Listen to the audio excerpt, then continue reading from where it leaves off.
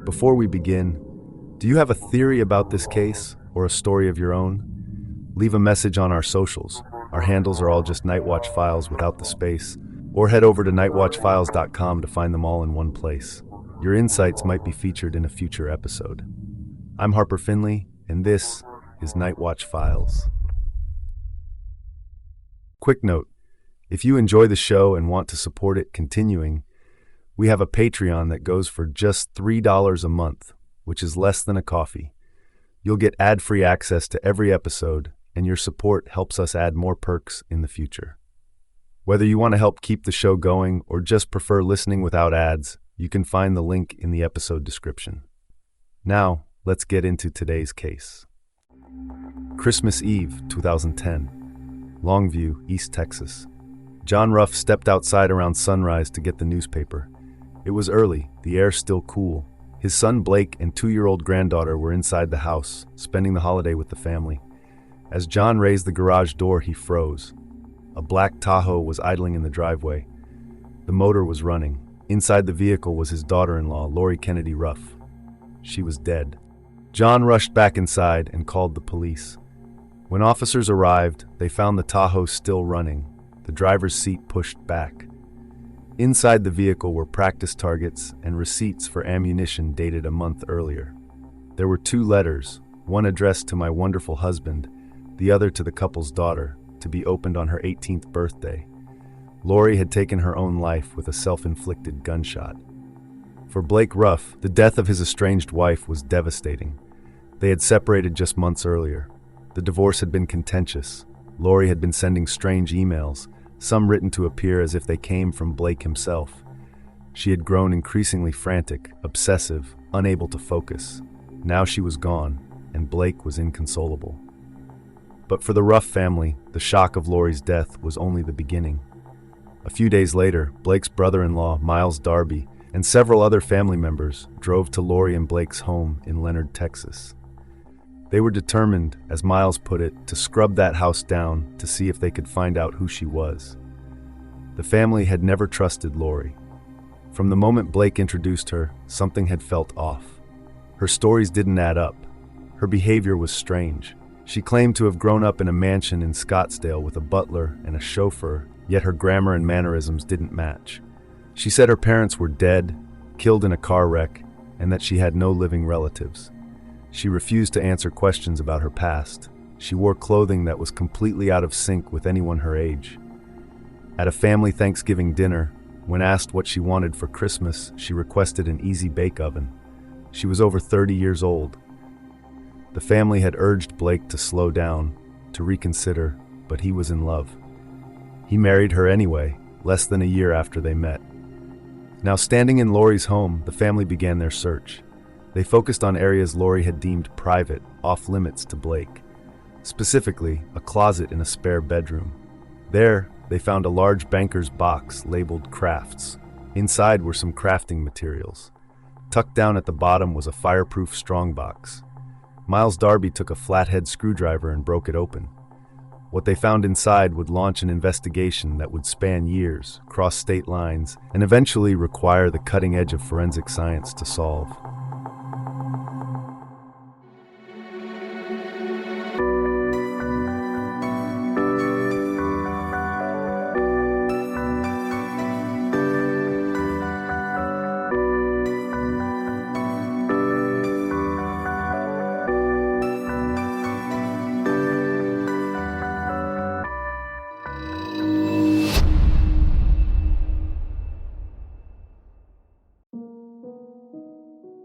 The Ruffs were a well-established family in Longview, East Texas, a close-knit group involved in banking and real estate, their roots planted during the oil boom of the 1930s. Blake Ruff, one of identical twin brothers, had earned degrees in economics and telecom management and spent years working commercial accounts for Verizon. His family described him as agreeable, honest to a fault, and notably different in his mannerisms. His speech was stilted. He'd answer questions in roundabout ways, not out of evasiveness, but because that was simply how he communicated. Blake often followed the lead of his twin brother, David. When David bought a black Tahoe, Blake bought one too. When David joined a Bible study class at church and met his future wife, those close to Blake knew where he was headed next. In the early 2000s, Blake joined the singles group at Northwest Bible Church in Dallas. It was there he met Lori Kennedy. Lori was in her early 30s at the time, tall and slim with shoulder-length dark hair. A friend from the church, Candy, later recalled that Blake was a bit nerdy and that Lori seemed drawn to him. Blake was content to follow Lori around, and he appeared to appreciate her strong personality. Lori could be frumpy and strident at times, but also goofy and sweet, using pet names for Blake. When asked what attracted him to her, Blake's answer was characteristically vague. She was tall, an attractive person. The relationship moved quickly. Less than a year after meeting, in January 2004, they married. When Blake announced his intention to court Lori, his parents, John and Nancy Ruff, were taken by surprise. They invited themselves, or were invited, to meet the couple for lunch. Lori chose a Chinese restaurant. Nancy found Lori attractive, noting her pale skin, blue eyes, and black hair. But something was off. Lori's clothing was, as Nancy put it, totally out of sync with anybody else her age. When Nancy tried to get Lori to open up about her background, "Tell us your story," Lori had little to say. Her parents were dead, she stated flatly. She had no living brothers, sisters, aunts, or uncles. She was entirely alone. When asked about high school, Lori skipped straight to college. Her answers were one word, brief, almost dismissive. Nancy felt it was rude. She later suggested that Lori might have been following advice from a Christian dating book that recommended avoiding parents for the first 6 months. Eventually, Lori did open up, but the stories she told were difficult to reconcile. She spoke of growing up in a mansion in Scottsdale, Arizona, complete with a butler and a chauffeur. She claimed her father had been a successful stockbroker, but that she believed his money was tainted, so when he died, she gave her inheritance to the church. Nancy found this hard to believe. Lori's grammar and speech didn't match someone from a wealthy, sophisticated background. When Nancy pressed for more details about Lori's deceased family, Lori became snippy.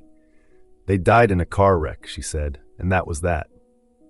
A few months into the courtship, the Ruffs hosted Lori at a family Thanksgiving dinner. When asked what she wanted for Christmas, Lori requested an easy bake oven.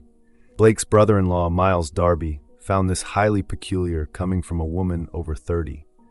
Despite the Ruffs' concerns and their urging Blake to slow down, he was undeterred. He was dead set on marrying her. Nancy believed Blake had fallen in love, that he believed everything Lori said, and that he simply wanted to be married. When the Ruffs offered to help plan the wedding, Blake defied them. He and Lori drove an hour away to Farmersville, Texas, and married at Bethlehem Baptist Church in January 2004. The only witness was the preacher. Lori wore a white suit. Lori refused to allow a wedding announcement in the local newspaper. "We don't do things like that," she told Nancy. She consented to a reception, but her church friend Candy, who attended, believed she was the only guest Lori had invited. After marrying in Farmersville in January 2004, Lori and Blake bought a home in Leonard, Texas. It was a nondescript community where homes typically sat on 2-acre lots, offering both a sense of community and space. They shared a comfortable home with a large yard. Blake commuted more than an hour each way to his job at Verizon, working on commercial accounts. Lori worked from home as a recruiter for mystery shoppers. The job involved posting ads for people to try products, wrinkle creams, restaurants, or sometimes doing the shopping herself and filing reports. Their life together was simple and comfortable. They walked the dog, had lunch at the country club, but the relationship functioned on a delicate balance. Blake avoided asking questions. Lori avoided confronting her underlying issues. This arrangement allowed them to keep the bills paid and dinner on the table, but it was a superficial stability.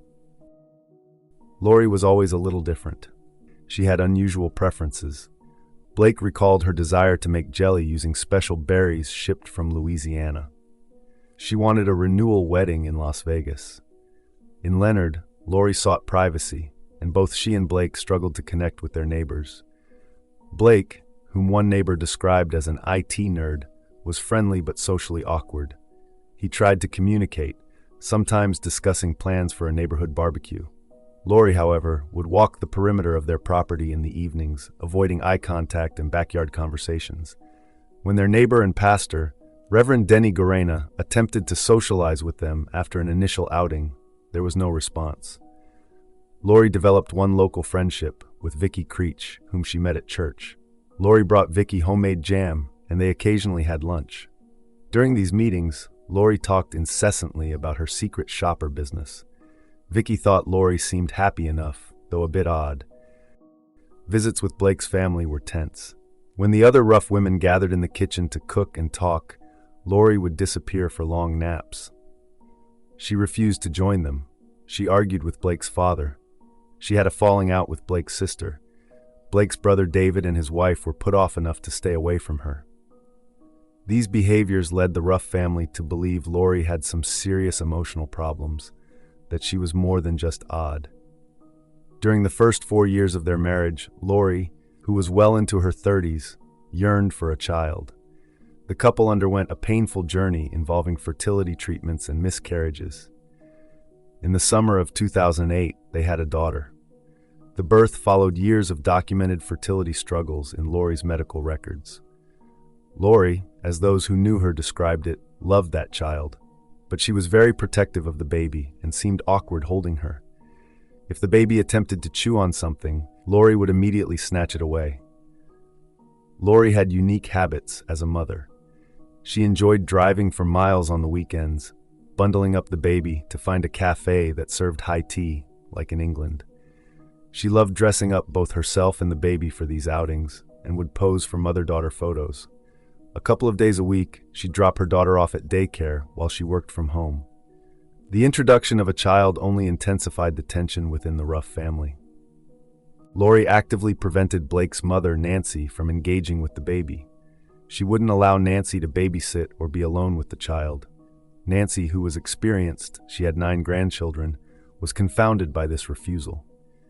It appeared that Lori held on to every perceived slight and grew increasingly reluctant to allow her daughter to spend time with the Ruffs. Lori had always huddled inside a smaller and smaller circle of community, and now even the superficial balance that had kept their household functioning began to fail.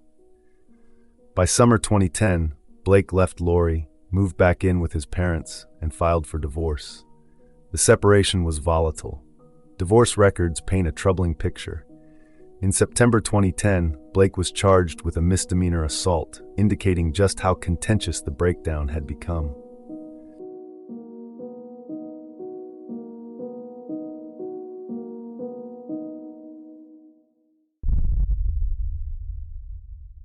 Quick break. Ads keep the show running, but if you want to skip them, the ad-free version's on Patreon for just $3 a month. Links in the show notes. And we're back. Thanks for sticking through that. Let's get back to it.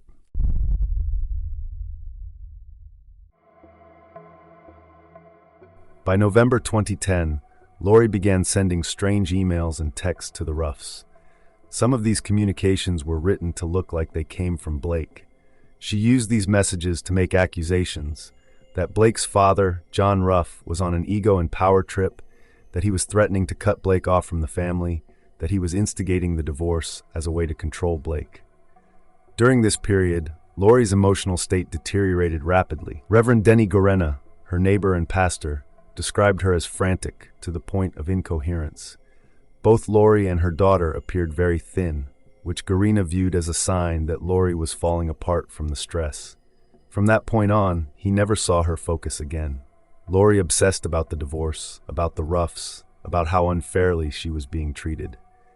Her friend Vicky Creech recalled that Lori needed to talk and talk, covering the same ground again and again and again.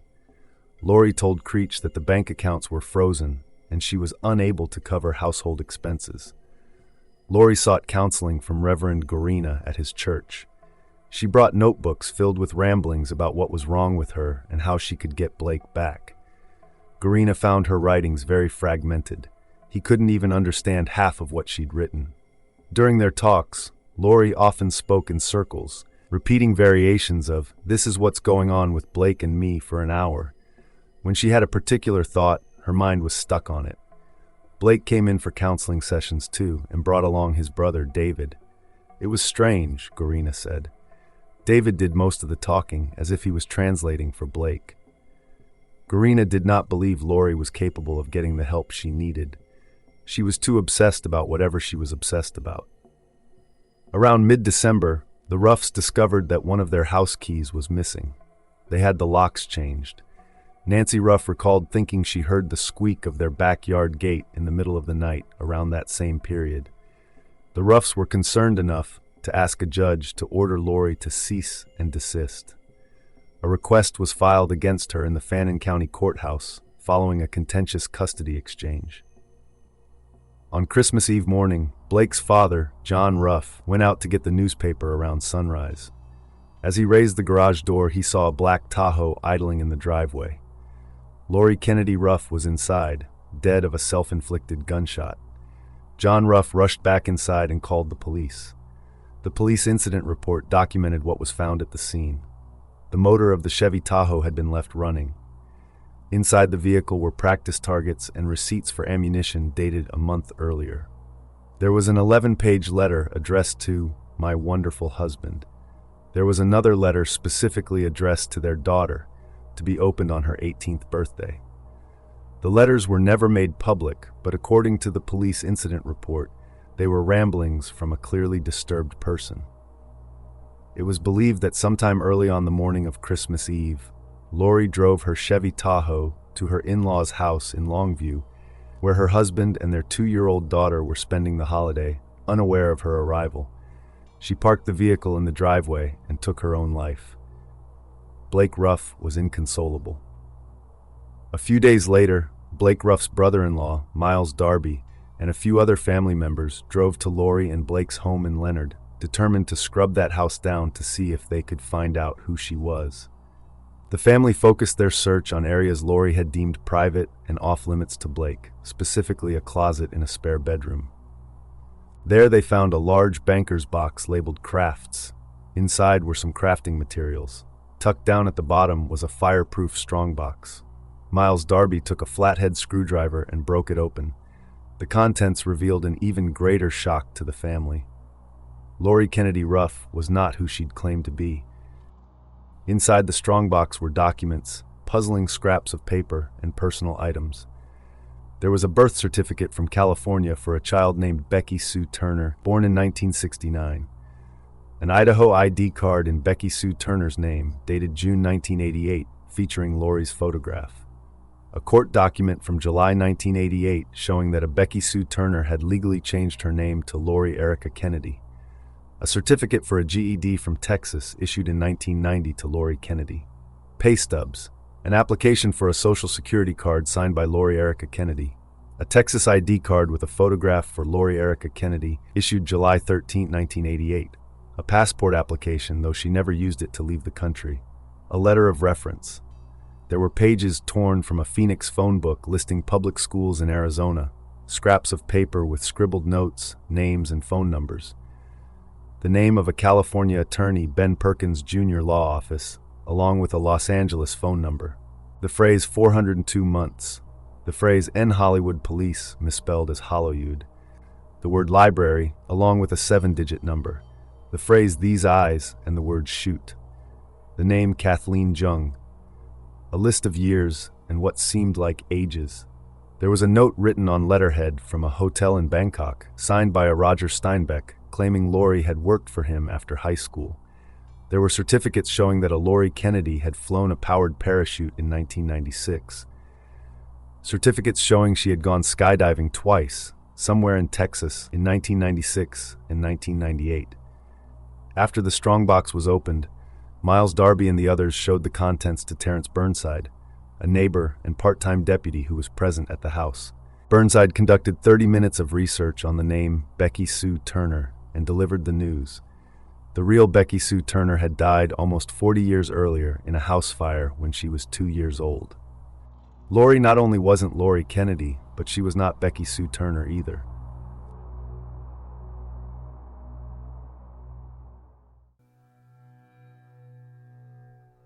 In September 2011, Special Agent Joe Velling was summoned from his regional office in Seattle to Washington, D.C. to meet with the Inspector General of the Social Security Administration. The Ruff family, shaken by the suicide and discovery of the strongbox, had called a friend who was a congressman. This congressman had once served on the House Intelligence Committee. He called the nation's chief Social Security investigator, who turned the matter over to Velling. While in Washington, Velling was asked to meet with the congressman. He was handed a binder of documents containing the key evidence: a birth certificate, a state photo ID, pay stubs, a letter of reference, and scraps of paper covered with puzzling scribbles. Velling was briefed that the dead woman, referred to as Jane Doe, was Lori Kennedy Ruff, the daughter-in-law of a prominent East Texas family, and that she had killed herself. The family's discovery of the strongbox revealed she had been living under a stolen identity.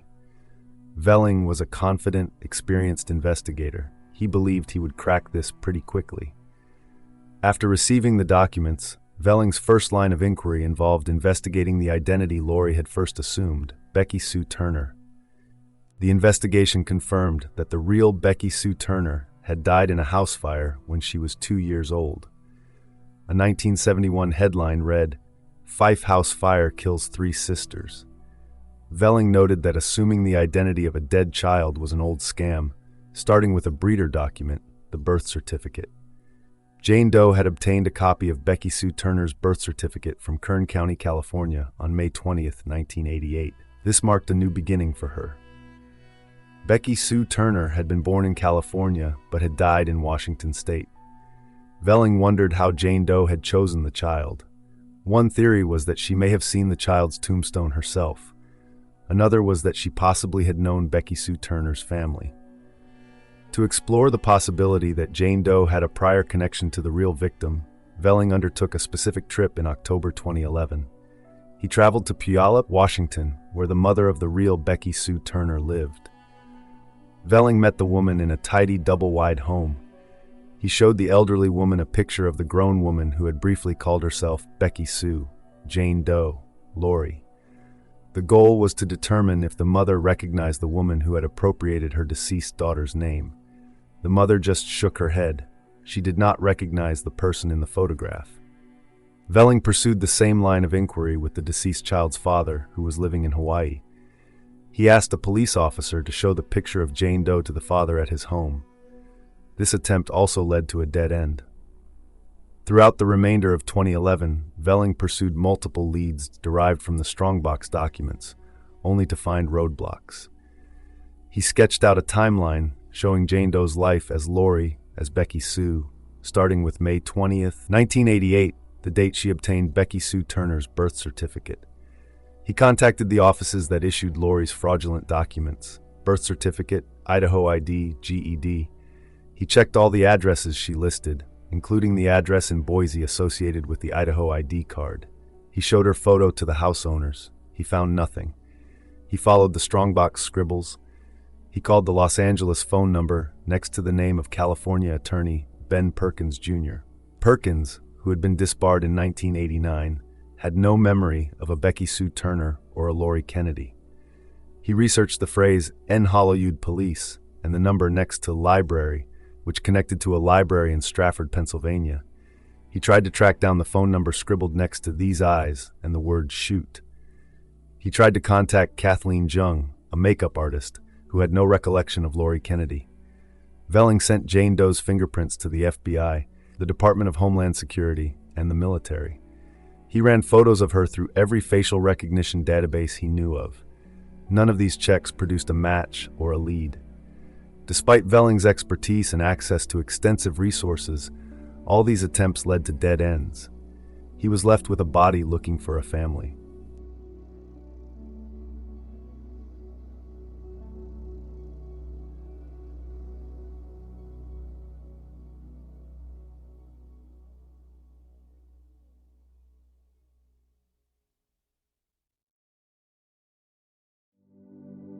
In March 2012, the case was listed on NamUs.gov, a searchable online database for missing and unidentified persons created by the Department of Justice. The specific listing read, TX, Longview, WFEM, UP9863-4150, suicide, assumed identity. Someone with the screen name Finn found the case listed on Namus. Finn posted a blurb about it on websleuths.com in March of 2012. At this point, the amateur online detectives had little information to work with, little more than a physical description. Initial interest was limited. In November 2012, the phone rang at the desk of Maureen O'Hagan at the Seattle Times, where she covered crime and justice. On the other end of the line was federal agent Joe Velling. "I might have a story for you," he said. Velling set up a meeting with the reporter on a drizzly gray afternoon. The reporter walked 15 minutes to a downtown high-rise where the Social Security Administration's Seattle Field Division was located. Velling, a tall, courteous man in a business suit, ushered the reporter into a conference room. On a large wooden table, several slips of paper from the strongbox were carefully arranged for inspection. Velling showed her the key documents: the birth certificate for Becky Sue Turner, the Idaho ID card in that name, the GED for Lori Kennedy, and the intriguing items like the pages torn from an Arizona phone book and scraps with scribbles like 402 months and Ben Perkins Jr. Law Office. Velling called the woman Jane Doe. After more than a year, he still had no idea who she was. He picked up the 1988 Idaho ID card, the first known government photo ID she obtained after changing her identity. He told the reporter he wanted to get that photo on the front page of the Seattle Times, hoping the circulation would lead someone from her past, a relative, friend, or coworker, to recognize her. The Ruff family, specifically Blake's mother Nancy and brother-in-law Miles Darby, had requested that the reporter wait to call Blake. It was not until the Seattle Times was about to publish the first story, more than 2 years after Lori's death, that the family finally informed Blake about the secret Lori had locked in the strongbox. In mid-2013, the reporter joined Velling in his conference room, and they called Blake Ruff on speakerphone. Blake, who struggled to communicate and often called Lori my wife rather than using her name, provided details about their relationship, drawing on the limited information Lori had shared. He stated he was attracted to her because she was tall, an attractive person. Blake recalled Lori telling him she grew up in Scottsdale, Arizona. He thought she mentioned a mansion, a butler, and a nanny. He remembered her saying her father was in the derivative business and got into financial trouble before passing away. Blake said Lori showed him a color picture one time, but when he asked to see it years later, she said, "I don't have it anymore." He understood that she burned them all up. He called it strange. He thought she played basketball, but didn't go through the normal protocol, 9 through 12. Blake remembered Lori saying she was a hand model, and that she wanted to make jelly using special berries shipped from Louisiana. He thought she was taking medication, possibly for ADHD or Tourette syndrome. Lori wanted to go to Las Vegas for a renewal wedding, which was confusing to Blake. He thought she seemed nervous, and it might have been her first time flying in an airplane. Blake expressed a strange sense of relief upon learning about Lori's false identity. He said it helped to heal his mind and provided a reason for why she acted the way she did and why she wouldn't get along with his family. He speculated that something really tragic must have happened. On June 22, 2013, the Seattle Times published the reporter's story about Lori Kennedy Ruff. The story ran on the front page and online with the headline, "She stole another's identity and took her secret to the grave. Who was she?" The online version included links to material from the strongbox. The story went viral, circulating immediately to newspapers and websites globally. It was translated into languages including Russian and Indonesian. Velling and the reporter fielded questions during a live blog event. Documentary filmmakers and radio producers called. The reporter's email inbox was swamped. Despite the widespread attention, nobody claimed to know Jane Doe. The greatest response came from web sleuths. Prior to this, they had only limited information, but the article provided details that transformed their involvement. The websleuths.com comment thread dedicated to the Lori Ruff case quickly amassed tens of thousands of posts and garnered more than 2 million page views. The reporter initially dismissed the armchair sleuths. If Special Agent Joe Velling, with all his resources, couldn't crack the case, internet gumshoes sitting at home couldn't either. But as the months ticked by with no answers, the reporter got pulled into their world. The online detectives, who often spent their free time tracking, debating, and trying to solve real-life mysteries, utilized the newly revealed information. Some web sleuths, like Carl, were considered experts in facial recognition. Kodiak created infrared images of Lori's scribbles found in the strongbox to search for hidden messages. Claire NC acted as a club secretary, maintaining logs of what the group had discovered. The web sleuth community engaged in intense and sometimes frustrating speculation. Many speculated that Lori had been involved in a polygamous cult or harped on the notion that she may have been a stripper.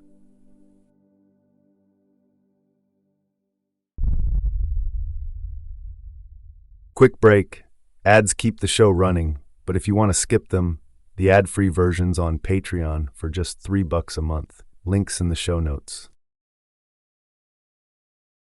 And we're back. Thanks for sticking through that. Let's get back to it.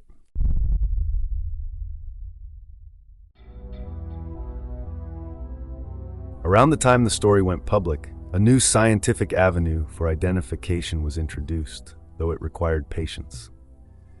In 2013, the reporter received a call from Colleen Fitzpatrick, a scientist and forensic genealogist who proposed using DNA analysis to reveal Jane Doe's identity. While Lori's mitochondrial DNA from a hair sample had been tested and yielded no matches in missing persons databases, Fitzpatrick wanted to examine her autosomal DNA. This type of DNA maps more points on an individual's genome and is more useful for genealogical fishing expeditions. When Colleen Fitzpatrick proposed using DNA analysis to reveal Jane Doe's identity in 2013, she was offering something that had existed at the frontier of forensic science. Fitzpatrick had an unusual background for a genealogist. She held a PhD in nuclear physics from Duke University and had spent 25 years developing high-resolution laser measurement techniques for NASA and the Department of Defense. In 2005, she transitioned into genealogical research, publishing a book called Forensic Genealogy that aimed to establish an entirely new field. Her early work focused on historical cases and missing persons. She had been part of the team that identified remains from Northwest Flight 4422, which crashed in Alaska in 1948. She worked on identifying the unknown child on the Titanic. She helped expose literary frauds. But the technique she wanted to use on the Lori Ruff case, what would come to be called forensic genetic genealogy, was still in its infancy. The key difference was in the type of DNA being analyzed.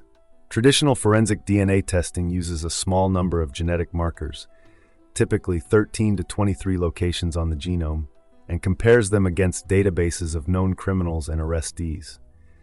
This works when you already have a suspect, or when the person you're looking for has been arrested before. But what Fitzpatrick proposed was different. She wanted to examine autosomal DNA, which maps hundreds of thousands of points across an individual's genome. This type of testing had become popular with consumer genealogy companies like 23andMe and Ancestry.com, where people submitted their DNA to learn about their heritage and find distant relatives. The breakthrough came with a website called GEDmatch. Founded in 2010 by Curtis Rogers, a Florida court-appointed guardian, GEDmatch was created as a free public service. It allowed people who had tested with different companies to upload their raw DNA files to a single database and compare results. The site became popular among amateur genealogists searching for relatives.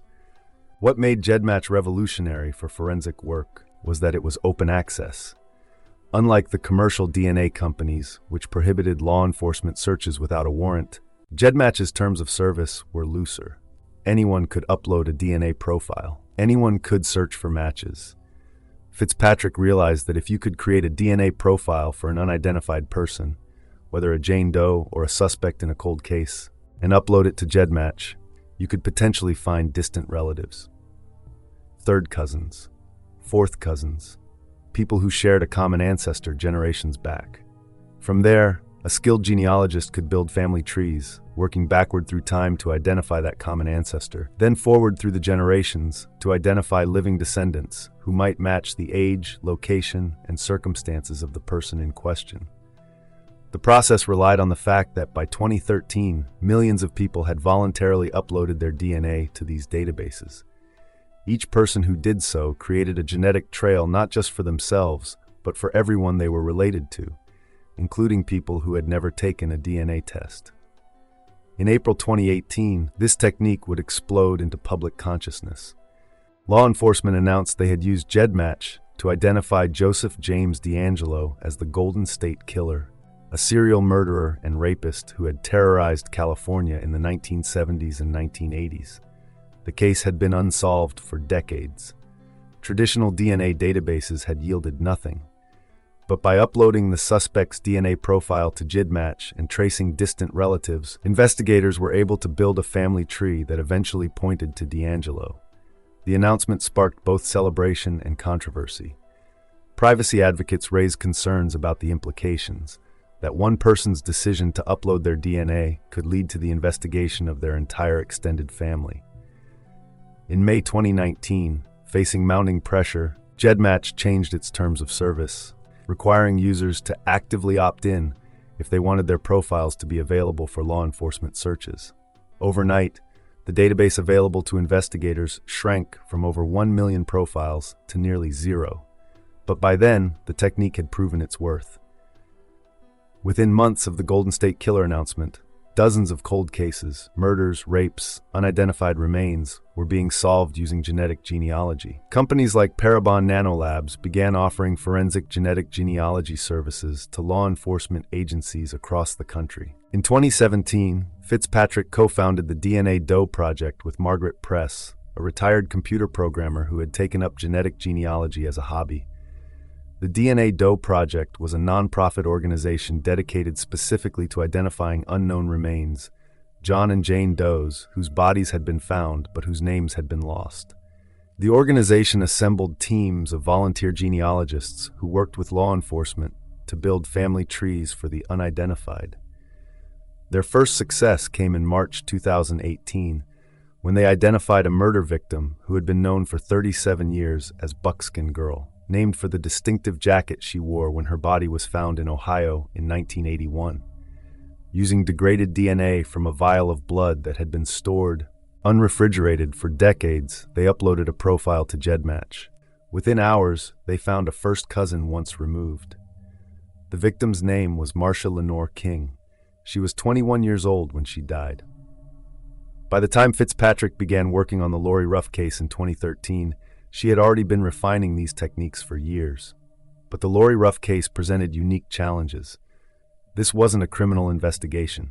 Lori had committed no violent crime. She had simply erased herself and started over. Blake Ruff provided saliva samples from himself and his daughter. These samples were sent to private genealogical research companies, 23andMe and Ancestry.com. Fitzpatrick intended to use the resulting profiles to subtract Blake's DNA from his daughter's, thereby creating a DNA profile for Lori. The process relied on finding relatives who had also submitted their DNA to these private networks. Months passed, and then a year. Fitzpatrick began studying the matches as they came in. Most indicated third, fourth, or fifth cousins. Some profiles were anonymous. One was an adoptee. A critical early match was identified, a first cousin named Michael Cassidy. However, although he had submitted his DNA, he had not filled out any identifying profile information. Messages sent to him through the genealogy site received no reply. A quick internet search showed 926 Michael Cassidys in the U.S., preventing Velling or Fitzpatrick from tracking him down. Despite the lack of close, responsive matches, Fitzpatrick continued her work. She built family trees for the distant matches, color-coded them, and plotted their locations on maps. She began noticing geographic clusters of relatives, one in Florida, another in the Pacific Northwest, and a third in the Delaware, Pennsylvania, New Jersey, New York corridor. The Social Security Administration officially closed the criminal allegation investigation as soon as it determined there was no evidence of crime beyond identity theft, and there was no one alive to prosecute. Throughout 2015, the search for Jane Doe's identity was sustained by the dedication of individuals, both professional and amateur. Special Agent Joe Velling, who had become personally obsessed with the case, continued to pursue threads provided by Fitzpatrick. Velling was scheduled to retire in late 2015. The community of online detectives continued their intense, unpaid efforts. Save the Queen, screen name of Jenna Rice, who had joined Web Sleuths in 2014, came across the Lori Ruff case a year or so later, around 2015. She was consumed by it. She sat on her back patio for 6, 8, or even 10 hours at a time, checking NamUs for a match. She was motivated by the feeling that the web sleuths were the ones who cared most about Lori as a person.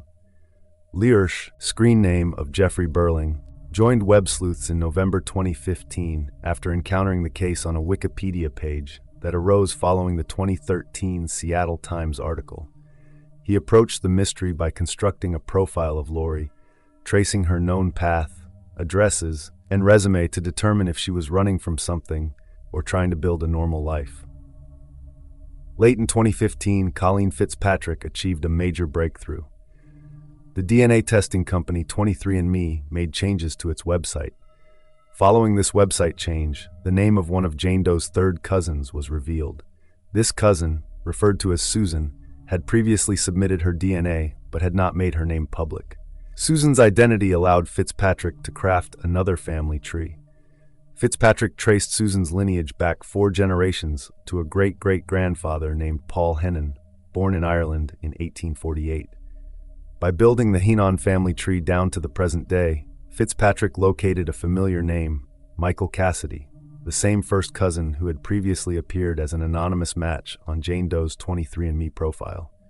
Using genealogy sites and detective work, Fitzpatrick confirmed that Michael Cassidy was from Pennsylvania, which matched one of the geographic clusters she had previously identified in the Delaware, Pennsylvania, New Jersey, New York corridor. By accessing obituaries listing the larger Cassidy clan, she found information about Michael Cassidy's relatives, including 2 living aunts.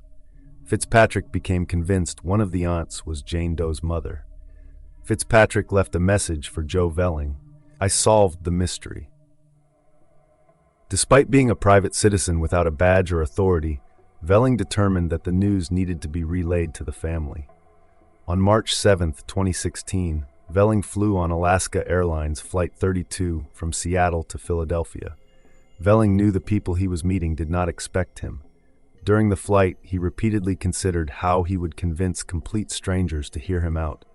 He couldn't start with, "I think you're related to this woman," who we also don't know the name of. The next day, March 8, 2016, Velling put on a suit and tie and laced up the wingtip shoes he had worn for special occasions for 30 years. He made the half-hour drive from downtown Philadelphia to Bala Cynwyd, Pennsylvania. He aimed to meet a woman named Deborah Cassidy, who he believed was Jane Doe's aunt by marriage and worked at a funeral home. Velling drove through the large iron entrance gates of the West Laurel Hill Cemetery to the funeral home, which was housed in an old building. He went inside and asked for Deborah Cassidy. When she appeared, he introduced himself and asked, "Do you have a moment for me to tell you a story?" Velling launched into the convoluted story: the marriage in Texas, the strongbox, the years of searching, the DNA evidence. When he realized he was getting nowhere, he pulled out the photos he had of the woman who called herself Becky Sue Turner and Lori Ruff. He laid them out one by one. When Velling showed Deborah Cassidy the most recent driver's license picture of Lori Ruff, taken when she was around 40, Deborah gasped. She whispered, "My God, that's Kimberly."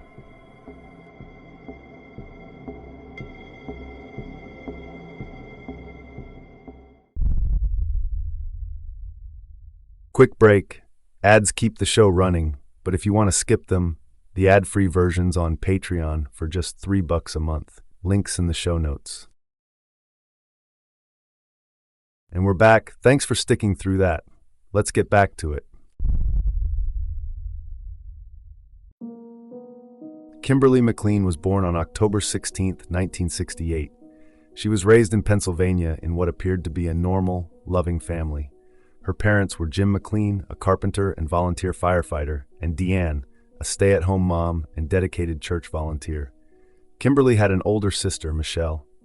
The family enjoyed vacations, day trips, and family dinners every night.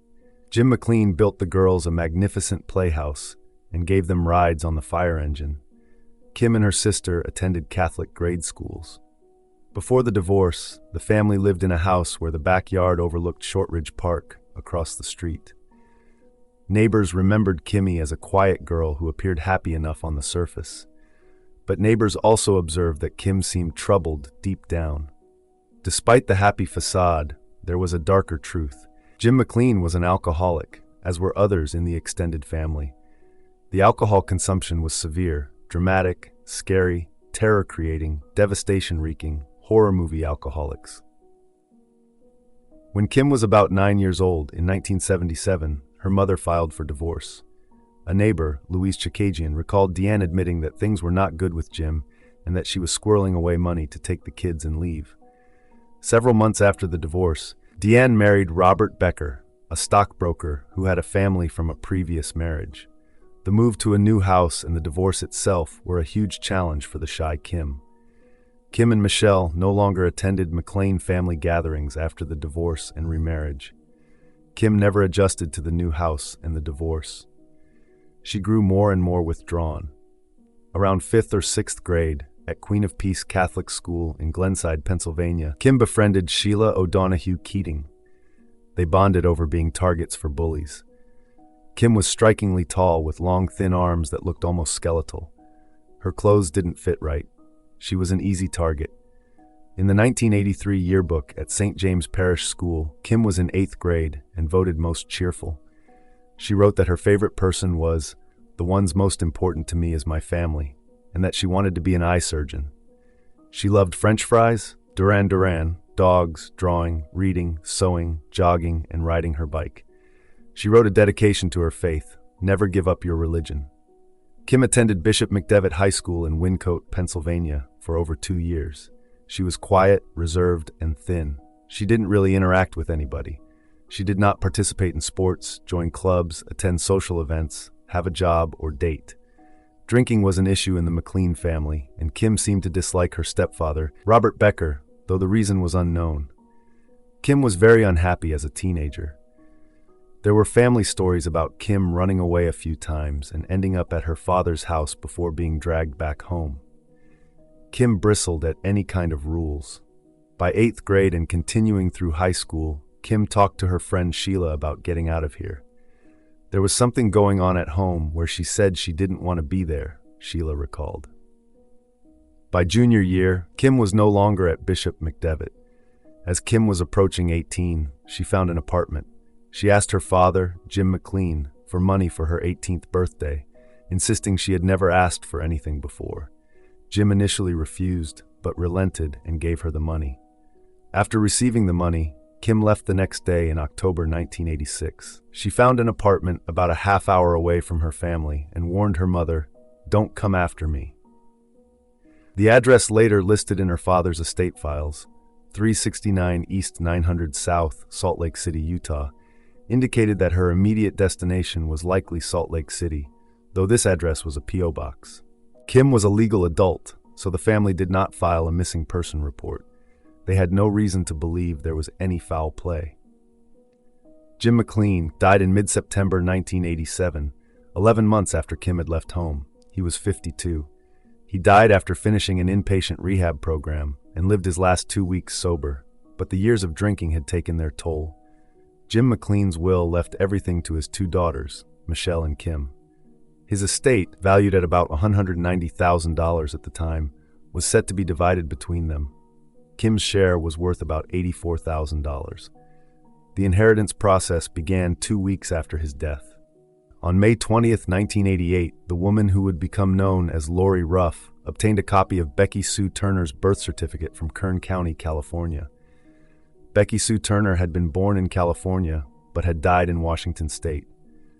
Less than a month later, on June 16, 1988, using the name Becky Sue Turner, she was issued an Idaho ID card. The ID card listed her address as El Cabaya in Boise, Idaho. Within weeks of obtaining the Idaho ID, she abandoned the stolen identity of Becky Sue Turner to create the identity of Lori Erica Kennedy. On July 5, 1988, Becky Sue Turner appeared in a Dallas courtroom to legally change her name to Lori Erica Kennedy. On July 12, 1988, Lori Erica Kennedy received the holy grail of identity theft, a social security number. At that time, it was not uncommon for a teenager to get a social security card before a first job, unlike today, where children are typically enumerated at birth. On July 13, 1988, Lori Erica Kennedy was issued a Texas ID card with a photograph. The transformation was complete.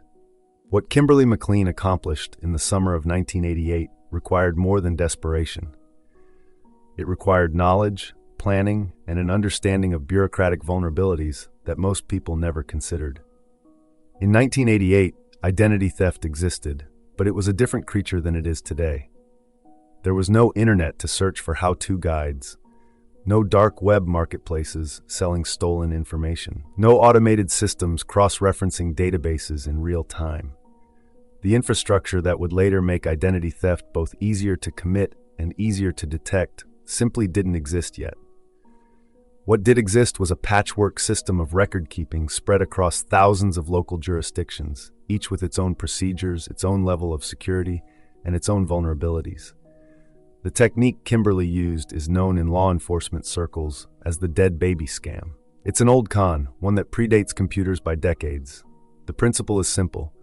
Find a child who died young, obtain their birth certificate, and use that document, what investigators call a breeder document, to build an entirely new identity. A birth certificate is foundational. It proves age, citizenship, and place of birth. With a birth certificate, you can obtain other documents: a state ID, a social security card, a driver's license, a passport. Each document reinforces the others, creating a paper trail that appears legitimate because, in a sense, it is. The birth certificate is real. The person named on it simply happens to be dead. In 1988, obtaining a birth certificate for a deceased child was surprisingly straightforward. Most states maintained what were called open records systems. Anyone could request a birth certificate by mail, often with minimal identification required. The requester simply needed to know the child's name, date of birth, and place of birth. In many jurisdictions, you could walk into a county clerk's office, fill out a form, pay a small fee, and receive a certified copy. There were more than 14,000 different versions of legitimate birth certificates in circulation across the United States, issued by over 6,000 different entities, state offices, county offices, city offices, each with its own format and security features, or lack thereof. Technology had made birth certificates easier to counterfeit, but most identity thieves didn't bother with counterfeits. They used genuine birth certificates obtained through legitimate channels. The problem wasn't the documents themselves. The problem was that nobody was checking whether the person requesting the birth certificate was actually the person named on it. And more critically, nobody was systematically cross-referencing birth records with death records. In 1988, the Office of Inspector General for the Department of Health and Human Services issued a report titled Birth Certificate Fraud. The report identified what investigators had known for years, that the system was deeply vulnerable. Local issuing offices often had lax physical security for blank forms and official seals. Many states had open access to vital records. There was little coordination between agencies. A person could be issued a social security card using a birth certificate for someone who had died decades earlier, and no alarm would sound. The report concluded that major weaknesses in the procedures used by issuing agencies hampered the ability of federal and state agencies to rely on birth certificates as proof of identity. A follow-up report in 1991 found that the nature and extent of birth certificate fraud appeared relatively unchanged. Most jurisdictions were severely constrained from making reforms by limited resources. For someone attempting to steal an identity in 1988, the key was selecting the right victim. Ideally, the child would have died young enough that they wouldn't have accumulated a significant paper trail. Social security numbers weren't routinely issued to newborns in 1988. The Enumeration at Birth program, which allows parents to request social security numbers for newborns as part of the birth registration process, had only begun as a pilot program in 3 states in August 1987. It wouldn't expand nationwide until 1989. This meant that children who died before the late 1980s, particularly those who died as infants or toddlers, would not have social security numbers. Their identities were, in a sense, dormant, available. The child needed to be roughly the same age as the person assuming their identity. The child needed to match the impersonator's sex and, practically speaking, their race, since birth certificates listed race. Beyond that, the selection could be made from obituaries, cemetery records, or even gravestones. Once a birth certificate was obtained, the next step was to use it to acquire a state-issued photo ID. In 1988, this was easier than it would become. Requirements varied by state, but many accepted the birth certificate along with minimal additional documentation. A utility bill showing an address, perhaps a school record or employment letter. The key was presenting documents that appeared consistent and unremarkable. With a photo ID in hand, the final step was obtaining a social security number. Without a social security number, a person couldn't work legally, couldn't open bank accounts, couldn't establish credit. With one, they could disappear into the fabric of American life. Since May 15, 1978, the Social Security Administration had required applicants for original Social Security numbers to provide documentary evidence of age, identity, and U.S. citizenship or alien status. Generally, this meant presenting at least two documents, a birth certificate and a driver's license, for example. Applicants age 18 or over were required to have an in-person interview. During the interview, the applicant would be asked for prior names and surnames, and the reasons for never before needing a Social Security number. But here's where the system's vulnerabilities became apparent. The Social Security Administration's screening process relied on the accuracy and authenticity of the documents presented. If the birth certificate was genuine, and it was because it had been issued by a legitimate government office, and if the photo ID matched, the system had no way of knowing that the person in front of the clerk wasn't actually the person named on the documents. The Social Security Administration maintained a database called the Numident, which stored information about everyone who had been issued a Social Security number. When someone applied for an original number, the system would electronically screen the database using the applicant's full name, date of birth, place of birth, sex, mother's maiden name, and father's name. If no match was found, a new Social Security number would be assigned. But if the child named on the birth certificate had died before ever receiving a Social Security number, there would be no record in the Numident. No match would be found. The system would assume this was simply someone applying for their first Social Security number as a teenager or young adult, something that, while less common by 1988, was still perfectly normal. The fact that Kimberly McLean executed these steps successfully, obtaining Becky Sue Turner's birth certificate on May 20, 1988, an Idaho ID card on June 16, a legal name change on July 5, and a Social Security number on July 12, suggests she either knew exactly what she was doing or had help. The speed and precision of the sequence indicate planning, not improvisation. She had done what investigators would later describe as figuring all this out before the internet put endless information at the end of a keystroke. Within a few years, the system would begin to change. The enumeration at birth program would expand nationwide, meaning fewer children would grow up without Social Security numbers. Death records would gradually be digitized and cross-referenced with birth records. Background checks would become more sophisticated. The vulnerabilities that existed in 1988 would slowly be closed. But in 1988, those vulnerabilities were wide open. For someone with the right knowledge and the right motivation, disappearing was still possible. All it took was finding a dead child's name, a few official forms, and the nerve to walk into government offices and claim to be someone you weren't. Kimberly McLean had all three. The final document in her deceased father's estate file, the inheritance tax return, was dated June 6, 1988. The timing suggests that the inheritance process coincided with her adoption of the Becky Sue Turner identity.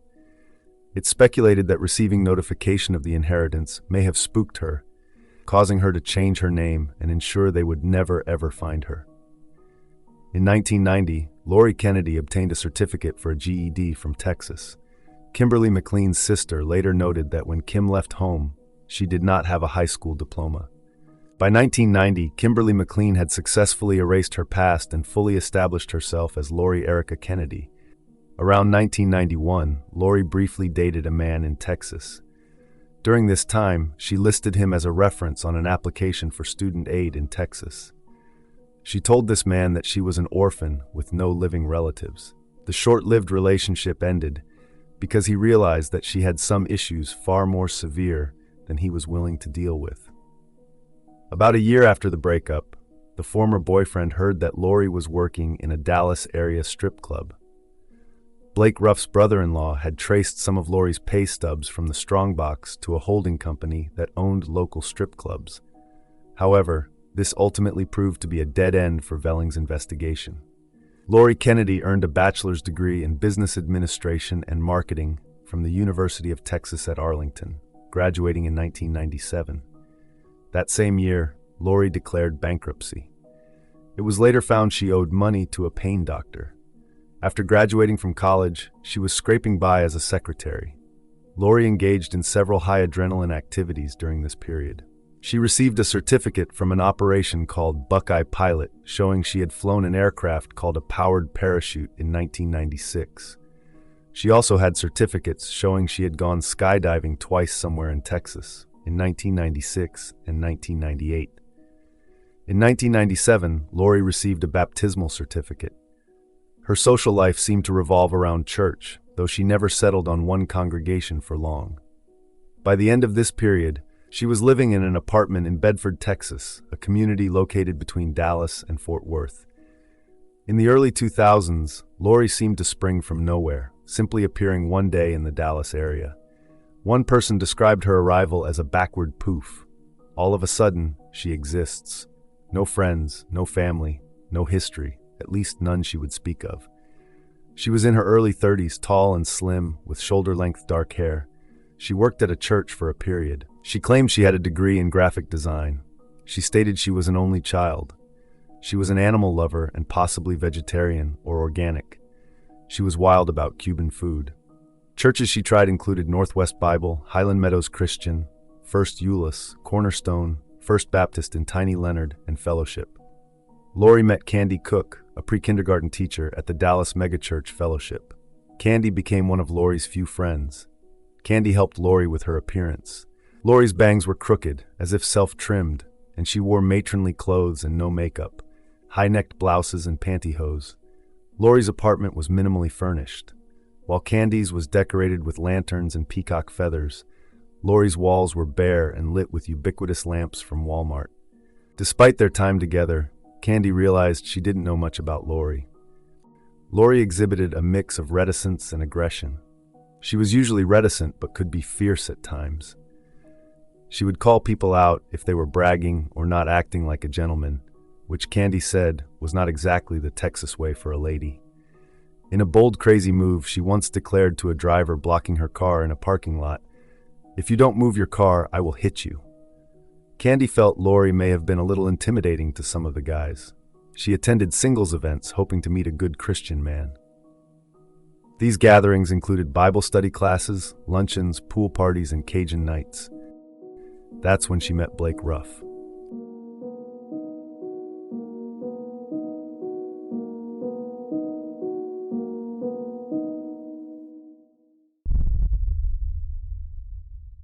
Quick break. Ads keep the show running, but if you want to skip them, the ad-free version's on Patreon for just $3 a month. Links in the show notes. And we're back. Thanks for sticking through that. Let's get back to it. Deborah Cassidy called her husband, Tom Cassidy. "They've found Kim," she said. Deborah and Tom were still a young couple, not yet married, when Kim, Tom's niece, had left home nearly 30 years earlier. They called other relatives, asking them to come to the funeral home to confirm the picture. Finally, they called Kim's mother. The following day, relatives converged on the funeral home. Everyone was crying and asking questions. Velling recounted the entire story: Lori, Blake, the child, the death, and the strongbox, and finally provided the name. Jane Doe was Kimberly McLean.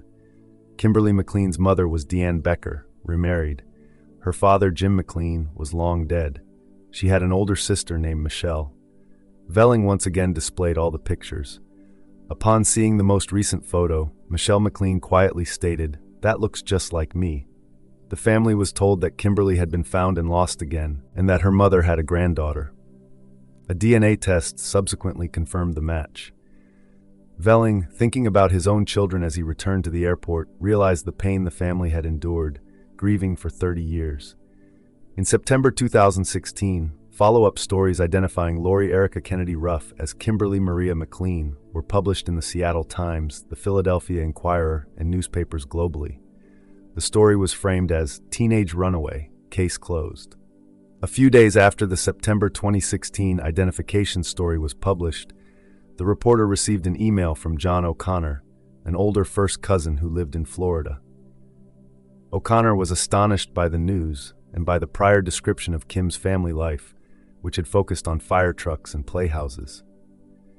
He revealed the darker truth behind the happy suburban facade of the McLean house and the terror they had endured under Jim's heavy alcoholism. Sloan McHugh, another cousin on the McLean side, also confirmed that drinking was an issue in the family. McHugh revealed the details about how Kim withdrew from the family after the divorce, struggled at home with her stepfather, and often ran off to her father's place. Their final clash ended with Kim getting birthday money from her father and leaving the next day. The reporter began contacting former classmates and visiting Kim's former locations. Former classmates described Kim as quiet, reserved, and thin. Most did not remember her. One student sat next to Kim in homeroom for 3 years but had no memory of talking to her. "She didn't really interact with anybody," the student said. The reporter visited Bishop McDevitt High School in Wyncote, Pennsylvania, walking the same hallways Kim walked before she ran. The spokesman for the Archdiocese of Philadelphia did not want to get involved. Kim's sister, Michelle, initially requested that her name be left out of the story. The reporter noted that while strangers had become obsessed with Lori Ruff, people who actually knew Kimberly McLean didn't want to be associated with her. Louise Chakijian, a neighbor from Kim's childhood neighborhood, recalled Kim as a quiet girl who seemed happy on the surface but was troubled deep down. Chakijian saw Kim's mother, Deanne, years later, in the late 1980s, after Jim died, at least a full year after Kim's disappearance. Deanne asked if Chakijian had seen Kim, but declined to provide contact information. Research into Jim McLean's estate files, heavy, bound volumes labeled 1784 to 1987 in the Montgomery County Courthouse, revealed that the state of Pennsylvania still listed Kim's death benefit check as unclaimed property. In the spring of 2017, the reporter drove to the house in Ambler, Pennsylvania, where Kim's mother and sister lived. The reporter visited the house 3 times. The doorbell was broken. The 3rd time, the reporter left a note. 2 hours later, the reporter's phone rang. Deanne Becker and Michelle McLean were on the line. Both expressed devastation. "Leave us alone," they said. "We want to end it." The reporter spoke to them just once more for updates. In the spring of 2017, the reporter found Sheila Keating, who had been friends with Kim in 5th or 6th grade at Queen of Peace Catholic School in Glenside, Pennsylvania. Sheila and Kim bonded over being targets for bullies. Sheila described the bullying as relentless and traumatic. She noted that Kim was strikingly tall with arms so long and thin they looked almost skeletal. Her clothes didn't fit right. She was an easy target. In a pattern mirroring Lori Ruff's later life, Sheila never felt like she truly knew Kim.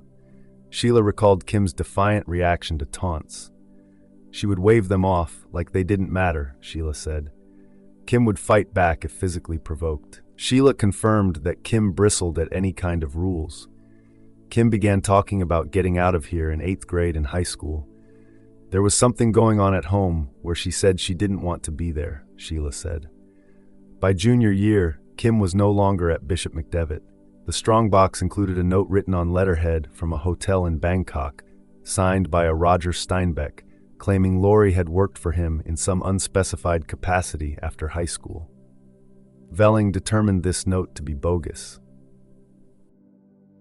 By the end of 2017, the mystery that had captivated investigators, journalists, and amateur sleuths for years had been solved, at least in part. The woman who died in a black Tahoe on Christmas Eve 2010 was Kimberly Maria McLean, born October 16, 1968, in Pennsylvania. But the deeper mystery, the why, remained largely unanswered. The reporter found no sure answers as to why Kim ran away.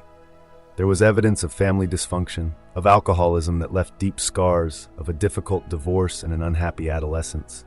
There were accounts of bullying, of isolation, of a girl who bristled at rules and spoke of wanting to escape. But nothing fully explained the extremity of her actions, the complete erasure of her past, the decades of secrecy, the refusal to let anyone truly know her. Retired Special Agent Joe Velling moved on to pro bono legal work, travel, and business ventures. He reflected that he believed more identity cases would be resolved through genetic DNA, though he maintained that using online DNA services should be a matter for individuals, not law enforcement, due to privacy concerns. Forensic genealogist Colleen Fitzpatrick had moved on to other mysteries, her groundbreaking work on the case helping to establish genetic genealogy as a powerful tool for solving cold cases. Comments about the case on web sleuths tapered off. Some expressed regret that Lori's secret had been exposed, wondering if the mystery had been better left unsolved. The Ruffs and the McLeans were put in touch after the identity was confirmed, but had minimal contact. Both families made it clear they wanted to move forward. The Ruff family, specifically Nancy Ruff, insisted they had put it all behind them by May 2017. Kimberly McLean's family stated that anything more was private. Blake Ruff was in a new relationship and appeared happy in photos posted on Facebook. Blake and Lori's daughter was 9 years old. The Ruffs were waiting until she was older to tell her the full story of her mother. In the end, Kimberly McLean's life remained as enigmatic in revelation as it had been in concealment. The facts were known, the names, the dates, the documents in the strongbox, but the woman herself remained elusive. What drove an 18-year-old girl to not just leave home, but to methodically erase every trace of her existence? What pain or fear was so profound that it required the complete destruction of her identity? Those answers died with her on Christmas Eve, in the driveway of her in-laws' home, in a black Tahoe with the motor still running. What remains is a daughter who will one day learn the truth about her mother, two families forever connected by tragedy, and how far someone will go to escape a past they cannot bear to carry.